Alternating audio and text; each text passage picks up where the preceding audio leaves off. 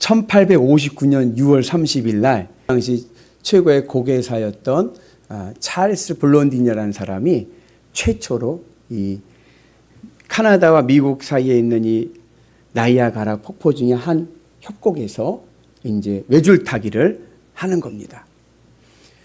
높이 50m, 길이 340m의 외줄을 타는 겁니다. 막 하는 사람들이 모였습니다. 그래서 그 뉴욕 타임즈나 그때 그 일간지 신문의 보도에 의하면 10,000명 이상의 사람들이 모인 거예요. 군중들이 그렇게 많이 모인 거예요. 그리고 이제 고개사 찰스 블론딘이 그 외줄 위에 올라섰습니다. 그런데 이분이 쇼맨십이 있어요. 그분이 그 대중들을 향해서 이렇게 외칩니다. 여러분, 제가 오늘 이 나이아가라 협곡을 안전하게 건널 것을 믿습니까? 물어봤어요. 그때는 사람들이 예, 믿습니다. 그랬어요. 그리고 찰스 블론딘이 그 외줄을 안전하게 건넜습니다. 사람들이 우와! 왜냐면 거기는 바람도 많이 불고 그잖아요. 물살도 세고 하니까 이게 굉장히 어려운 건데 그걸 잘 건넜어요. 그 다음에 거기에 외바퀴 수레를 올립니다. 그 외줄에 외바퀴 수레를 올리고 그리고 한 번 더 이 찰스 블론딘이 대중들에게 이야기하는 거예요. 여러분, 제가 이제 이 외수레바퀴를 밀고 갈 텐데 안전하게 잘 건널 것을 믿습니까? 그랬어요. 그랬더니 대중들이 또 예, 믿습니다. 그랬어요. 그리고 안전하게 건넜습니다. 우와! 사람들이 또 막 박수 치는 거예요. 이번엔 눈 가리개를 가지고 왔습니다. 여러분, 제가 이제 눈을 가리고 이 외줄을 건널 건데 제가 눈을 가리고도 안전하게 이 외줄을 건널 것을 믿습니까? 했더니 사람들이 예, 믿습니다. 더 막 열광을 하는 거예요. 근데 이분이 정말 눈을 감고 눈 가리개로 눈을 감기고 그리고 안전하게 그 외줄을 탔습니다. 우와, 눈 가리고도 외줄을 타는구나. 여러분, 안전장치가 없어요. 떨어지면 죽는 거예요. 그때만 해도. 네. 대단하다 막 그랬어요. 그 다음에 찰스 블론딘이 또 이렇게 얘기합니다. 여러분, 제가 이제 사람을 하나 업고 이 외줄을 탈 텐데 제가 안전하게 건널 것을 믿습니까? 그랬어요. 그랬더니 예, 믿습니다. 박수를 또 막 치는 거예요. 그러면 자원하실 분 손 드세요. 그랬어요. 그랬더니 아무도 안 들고 조용해지더라고요. 왜요? 말은 믿는다고 했지만 마음으로 믿지 못하겠는 거예요. 떨어지면 죽으니까. 그때 찰스 블론딘의 매니저가 자원을 합니다. 헨리 컨커드라고 하는 분이 내가 하겠습니다 한 거예요. 그래서 매니저를 업고 외줄을 탑니다. 그런데 몇 발자국 가지 못해서 이 매니저가 등 옆에 매니저가 움찔합니다. 당연하죠. 바람 불죠. 떨어지면 죽죠. 외줄이죠. 그러니까 자기가 중심을 잡아보려고 움찔하는 거야. 그때 찰스 블론딘이 매니저에게 얘기합니다. 균형 잡지 마. 네가 균형을 잡으면 우리 모두 죽어. 힘을 빼. 나를 믿어. 이제 너는 내 몸의 일부야. 힘을 빼. 네가 뭘 하려고 하지 마. 그냥 가만히 내 등에 엎여 있어. 그리고 안전하게 그 밧줄을 건넜습니다. 여러분, 믿음이라는 것은 그냥 말로만 믿습니다, 믿습니다로 되는 게 아니라 내가 균형을 잡으려고 하는 힘을 빼야 됩니다. 내가 하려고 하는 것을 내려놔야 됩니다. 힘을 빼십시오. 그리고 주님께 엎이십시오. 그리고 주님이 인도하시는 대로 그냥 엎혀서 가는 겁니다. 주님과 동행하고 갈 때 하나님의 놀라운 은혜와 복을 누리게 될 줄로 믿습니다. 그래서 믿음은 뭐냐? 믿음은 힘을 빼고 하나님께 엎이는 것이다. 그리고 이렇게 하나님께 엎혀서 신앙생활을 하게 되면 하늘의 놀라운 복이 임하게 될 줄로 믿습니다. 이 복은 나에게만 머무는 복이 아니라 우리 자녀들에게도 그 복이 흘러넘치는 은혜가 있는 줄로 믿습니다. 그 대표적인 예가 바로 오늘 말씀에 나오는 아브라함입니다. 여러분 아브라함 아시죠? 아브라함은 성경에 나오는 족보상 아브라함은 노아의 10대 종손입니다. 장손의 장손인 거예요. 믿음의 뿌리가 있는 집안에서 태어났습니다. 여러분, 믿음의 뿌리가 있다고 해서 다 믿음이 좋은 건 아니에요. 믿음의 뿌리가 깊다고 해서 그 가정이 믿음의 가정이 된 것도 아닙니다. 아브라함의 아버지가 그랬어요. 아브라함의 아버지 이름이 데라인데 여러분 데라는 노아의 몇 대 종손일까요? 9대 종손이에요. 근데 데라의 삶에는 하나님이 보이질 않습니다. 인생이요 여러분 만만치가 않습니다. 그죠? 제가 이렇게 교우들 이렇게 만나서 이야기하다 보면요 다들 이게 책으로 내면 12권도 더 낼 분들이 너무 많아. 인생에 우여곡절이 많습니다. 데라 역시 마찬가지입니다. 데라도 인생이 우여곡절이 많았는데 데라에게 있어서 가장 큰 시련은 어디로부터 왔느냐? 자식으로부터 오는 거예요. 데라가 70세 될 때에 데라에게는 세 아들이 있었습니다. 우리 같이 말씀 봅니다. 데라의 족보는 이러하니라. 데라는 아브람과 나홀과 하란을 낳고 하란은 롯을 낳았으며 데라에게는 세 아들이 있었습니다. 아브람과 나홀과 하란이 있었습니다. 근데 여러분 옛날 그 고대 시대의 가부장적인 시대에서는요 뭐가 중요했냐면 결혼을 할 때 순서에 맞춰서 결혼을 했습니다. 그러니까 지금은 좀 다르지만 저 어렸을 적만 해도 어른들 말씀할 때 보면은 야, 너 결혼해야지. 애인은 있는데 아직 형이 결혼을 못 해가지고 제가 못하고 있어. 이런 분들도 많았어요. 이 당시에는 더 그랬습니다. 형들이 결혼을 하지 않으면 동생은 결혼할 수가 없어요. 그 예가 창세기 야곱 이야기가 나오죠. 야곱이 장자권을 훔치고 외삼촌 집에 갔어요. 외삼촌 집에 가서 라헬 둘째 딸이 마음에 들었어요. 둘째 딸을 사랑하게 됐습니다. 그래서 둘째 딸과 결혼할 약속을 하고 7년을 머슴살이를 했습니다. 외삼촌 집에서 7년을 머슴살이하고 결혼을 시골했습니다.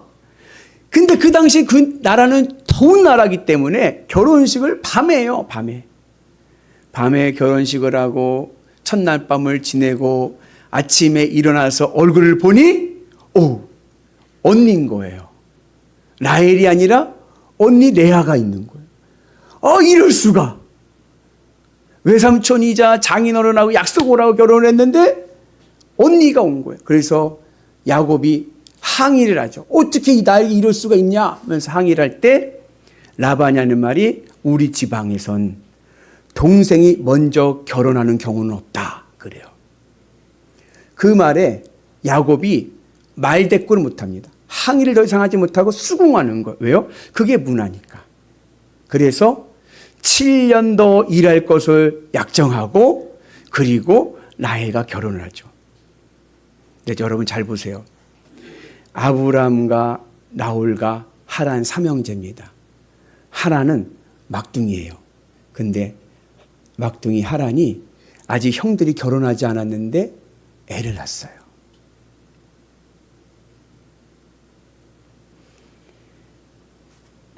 이 애를 낳은 이 애 엄마의 이름이 나오질 않습니다. 나중에 그 다음 절에 보면은 며느리들의 이름이 나와요. 밀가가 나오고 사레가 나오는데 이 하란에 난 여인, 하란에게서 롯을 낳은 이 엄마의 이름은 나오질 않습니다. 결혼도 하지도 않고 누군지도 모르고 어쩌면은 하룻밤에 엔조이로 난 아이일 수도 있어요. 그러니 이 데라에게서 이 막둥이 하란은 어떤 아들일까요? 문제아 중에 문제아죠. 뭐 볼 것도 없어. 이거는. 그래서 그 아이의 이름이 롯입니다. 이스라엘 민족들은 이름을 지을 때 모음 외자 이름은 짓지 않습니다. 모음 하나가 들어가는 외자 이름은 이방인들의 이름이에요. 이스라엘 민족은요, 일반적으로 모음이 2개가 들어갑니다. 목사님, 룻이 있잖아요. 룻은 모함 여인이에요. 욥기에 욥이짜리 욥도 에돔 사람입니다. 오리지널 유대인들이 아니야. 이스라엘 백성들이 아닙니다. 거기에다가 이 롯이라는 이름의 뜻이 뭐냐면 감추다예요. 감추다. 감추고 싶은 자식, 숨기고 싶은 자식, 창피한 자식, 애물단지. 왜요? 믿음의 뿌리가 있는 노아의 종갓집에서 이 문제야, 이 하란이 애를 낳아갖고 온 거 아니에요. 그러니까 그때만 해도 그러한 모습에 이 손주는 감추고 싶은 자식인 거예요. 얼마나 속이 썩었을까요, 데라 마음이. 근데 얼마 못 가서 이 문제만 일으키던 이 하란이 죽습니다. 아버지보다 먼저. 우리말 성경은 아버지보다 먼저라고 했지만 이 먼저라는 이 단어는 히브리어를 그냥 문자 그대로 직역을 하면 to the face of예요. 아버지 면전 앞에서, 아버지 보는 앞에서 자식이 죽은 거예요. 여러분, 아무리 자식이 문제라고 하더라도요, 10손가락 깨물어 안 아픈 손가락 없는 거예요. 얼마나 억장이 무너졌을까. 그래도 건강하게 사는 게 좋지. 문제를 일으키더라도. 근데 자식이 오늘 죽은 거예요. 데라의 마음이 굉장히 아팠죠. 그러면서 뭘 깨달아요? 인생이라는 것은 오는 순서는 있어도 가는 순서는 없구나. 그러면서 데라에게 경각심이 옵니다. 그건 뭐냐? 여러분, 우리나라도 예전에 전설의 고향 같은 거 보면 조선시대 때 양반 어른들이 가장 중요하게 여기는 게 뭔지 아세요? 대를 잇는 겁니다. 그래서 늘 그러잖아요. 조상 뵐 면목이 없네. 그러잖아요. 자녀가 없으면. 그래서 이렇게 씨바지도 두고 막 그러다 보면 그게 혼령이 되고 귀신이 나타나기도 하고 억울한 사연 이렇게 나오잖아요. 그죠? 그 시대는 더 그랬죠. 그래서 그 아브라함 시대 때 가장 중요했던 것은 뭐냐? 대를 잇는 거예요. 대를 잇는 거. 근데 이 막둥이가 그렇게 허무하게 가는 것을 보니까 이제는 가문의 대를 이어야겠다 해가지고 데라가 한 것이 뭐냐? 2 아들을 장가 보내야죠. 그죠? 우리 같이 봅니다. 아브라함과 나홀이 장가 들었으니 아브라함의 아내 이름은 사레며 나홀의 아내 이름은 밀가니. 하란의 딸이요 하란은 밀가의 아버지이며 또 이스가의 아버지더라. 이제 결혼식을 하는 거예요. 이제 며느리 이름도 나오잖아요. 하란은 나오지도 않아. 근데 여러분 보시면 결혼은 2명이 가요. 아브라함과 나홀이 가는데 동사는 하나밖에 안 나옵니다. 장가 들었으니. 아브라함이 장가 가고 나홀이 장가 가더라가 아니라 아브라함과 나홀이 장가 들었다. 그래서 어느 분들은, 어느 성경 연구하시는 분들은 아마 이것이 인류 최초의 합동 결혼식이다. 얼마나 급했으면 그냥 순차적으로 그냥 둘 다 확 보내버린 거예요. 대를 이어야 되니까. 나름대로는 애를 썼죠. 하여튼 데라가 나름대로는 애를 쓰는 거예요. 가문을 지키기 위해서. 그런데 또 문제가 생겼어요. 그게 뭐냐면 종갓집 맏며느리가 아이를 갖지 못하는 거예요. 종손이. 그러니 얼마나 또 마음이 아프겠습니까? 특별히 이 아브라함 데라가 살리 고향 갈대아 우르는요 비옥한 곡창지대입니다. 땅이 엄청나게 좋은 땅이에요. 그냥 심으면 열매가 그냥 쑥쑥쑥쑥 열매 맺는 기가 막힌 땅입니다. 비옥한 땅이고 풍요로운 땅입니다. 그런데요, 그 땅에서 사는 믿음의 뿌리를 가지고 있는 믿음의 종갓집은 생명력이 없는 거예요.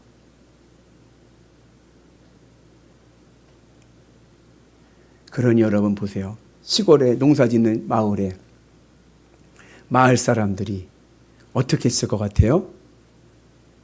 이 데라의 집을 보면서 수근수근 아유, 데라 뭐 종갓집, 노아의 뭐 종손집이면 뭐해? 아유, 그 막둥이는 그 죽었잖아, 죽었어. 아이고, 그 막 종손 몇몇이는 애를 못 낳네. 이 좋은 땅에서 막 수근수근거리죠. 만약 여러분들이 데라의 입장이라고 하면 여러분 어떻게 하시겠습니까? 데라가 결심을 합니다. 이사 가자. 여기서는 더 못 살겠다. 사람들이 하도 입방아에 찌니까. 그래서 이사 갑니다. 나홀은 애 낳고 잘 사니까 너는 이 좋은 땅에 살아라.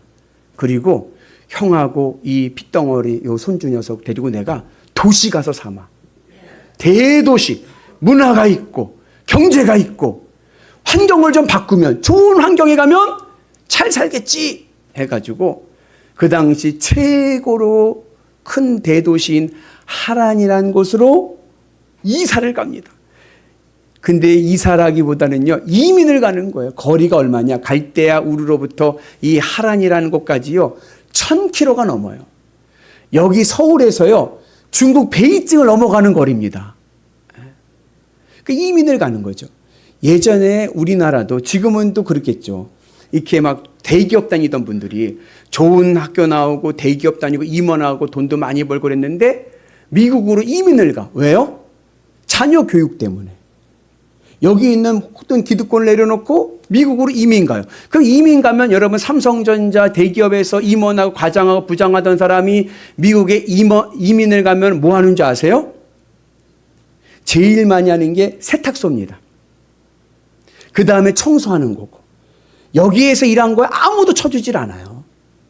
처음부터 다시죠. 여러분, 시골에서 농사만 짓던 사람이 저 문화가 있고 경제가 있고 교통의 중심지 살기 좋은 대도시로 이민을 갔습니다. 뭐 먹고 살아요? 뭐 해 먹고 살아요?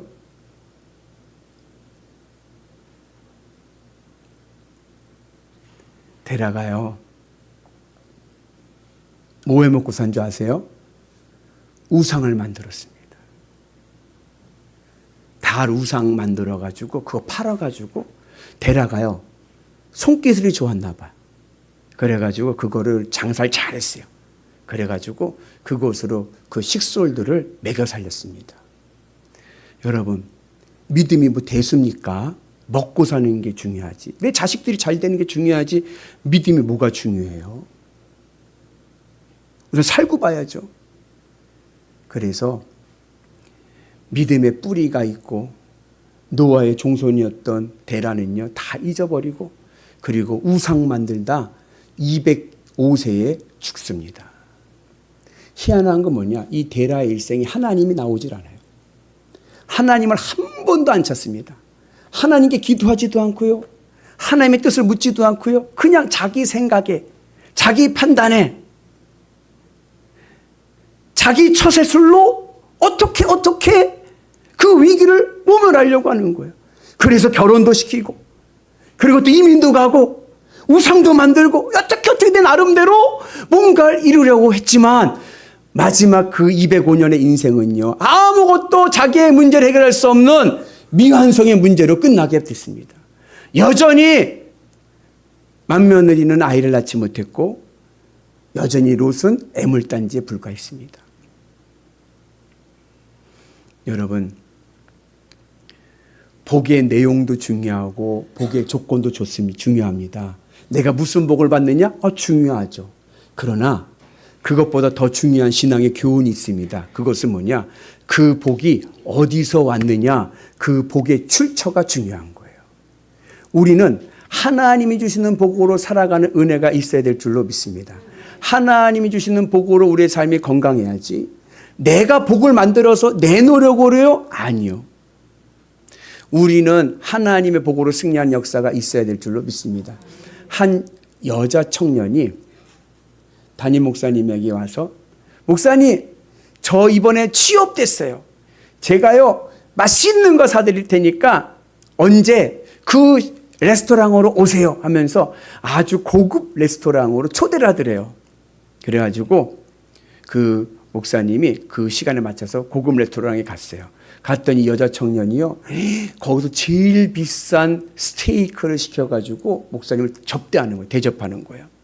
목사님이 야, 이거 웬일이냐, 너 이렇게 오늘 너무 크게 쏘는 거 아니냐? 그러니까 여자 청년 하는 말이, 목사님, 저요 취업됐어요. 저 외국계 회사에 취업됐어요.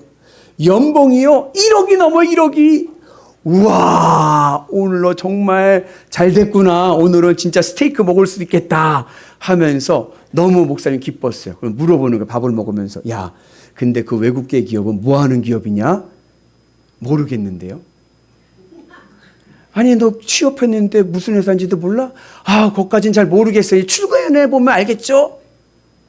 면접은 봤냐? 아, 면접 안 보고 서류 전형으로 돼가지고요, 합격 통지가 왔어요. 그냥 언제까지 출근하라고 했어요. 그래? 그럼 거기 사장님은 누군지 아냐? 모르겠는데요. 그래? 야, 일단 너 출근하기 전에 그 회사가 뭐 하는 회사인지, 그리고 그 사장님이 어떤 사장님인지 그거는 알아봐라.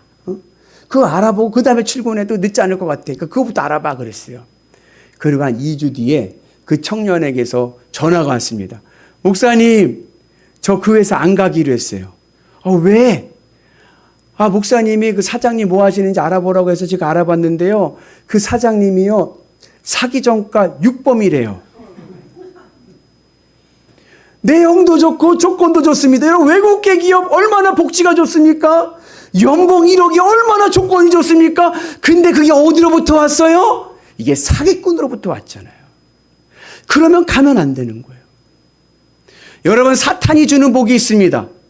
사탄이 주는 복도요, 얼마나 좋은지 몰라요.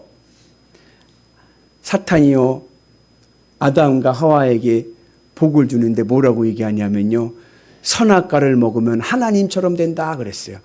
이야, 이런 내용이 있어서, 선악과를 먹으면 내가 뭐가 돼요? 하나님이 된대. 하나님이 되는 복보다 더 좋은 복이 어디 있어요? 조건도요 쉬워요. 먹기만 하면 돼야. 근데 그 어디서부터 왔어요? 사단으로부터 왔잖아요. 결국 어떻게 됐습니까? 에덴 동산에서 추방되고 만 거예요. 복의 내용도 좋고 복의 조건도 중요하지만 그것보다 더 중요한 것은 그 복이 어디로부터 왔느냐가 더 중요한 거예요. 하나님으로부터. 하나님의 복을 받는 은혜가 있어야 될 줄로 믿습니다. 그 복이 작아 보여도 하나님으로부터 받은 복이요 내 삶을 변화시키는 은혜가 있는 줄로 믿습니다. 유명한 이야기가 하나 있습니다. 20대에 직장을 구하지 못하고 늘 백수로 살던 한 청년에게 사탄이 나타났습니다. 그리고 사탄이 이 청년에게 딜을 하는 거예요. 거래를 하는 겁니다. 네 앞에 포도주 10잔이 있다. 그 중에 한 잔에는 독이 들어있고 9잔에는 그냥 포도주야. 네가 이 중에 한 잔을 선택해서 마셔서 네가 죽지 않으면 내가 너에게 100만 불을 줄게. 100만 불은 우리 돈으로 한 14억 정도 됩니다. 여러분, 하시겠습니까? 안 하시겠습니까? 이 청년이 생각을 했더니, 그래, 90%의 승률이다.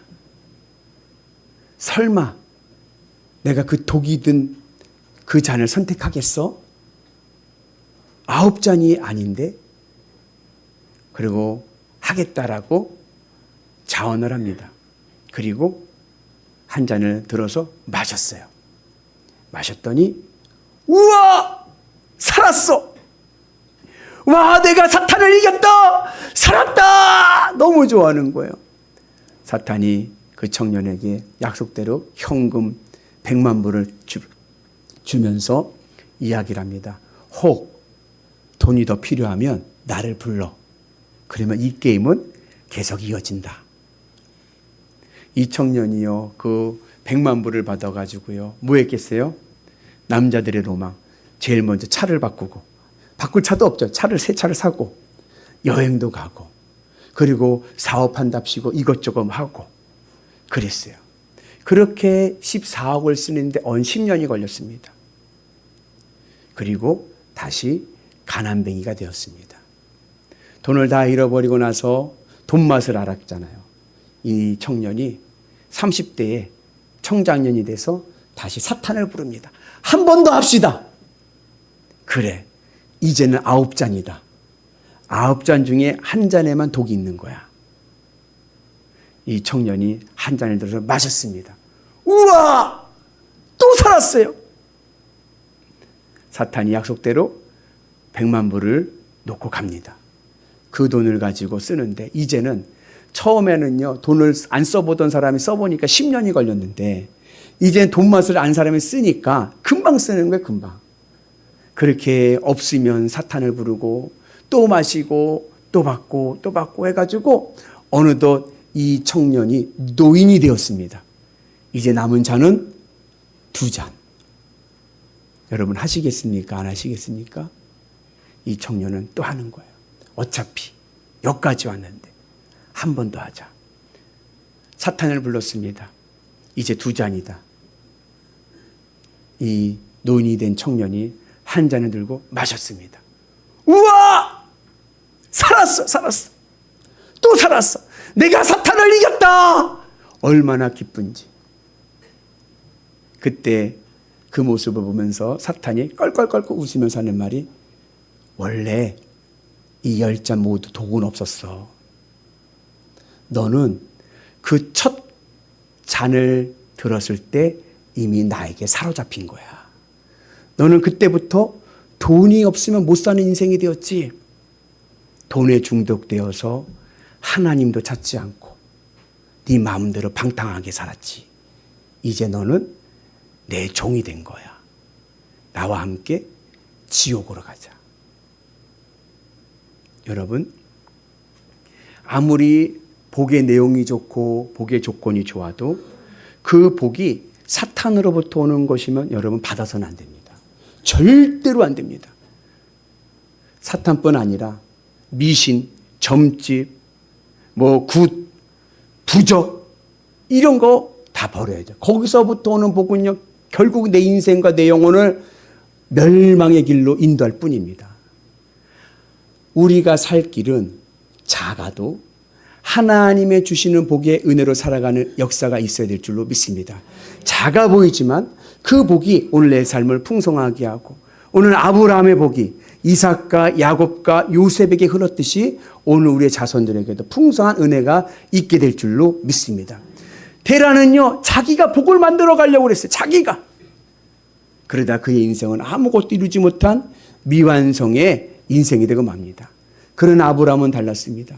여러분, 아브라함은요, 아버지 덕이에요. 부자로 살은 거예요. 아버지가 만들어가지고 해갖고 이제 살만해. 이제 아파트도 샀어.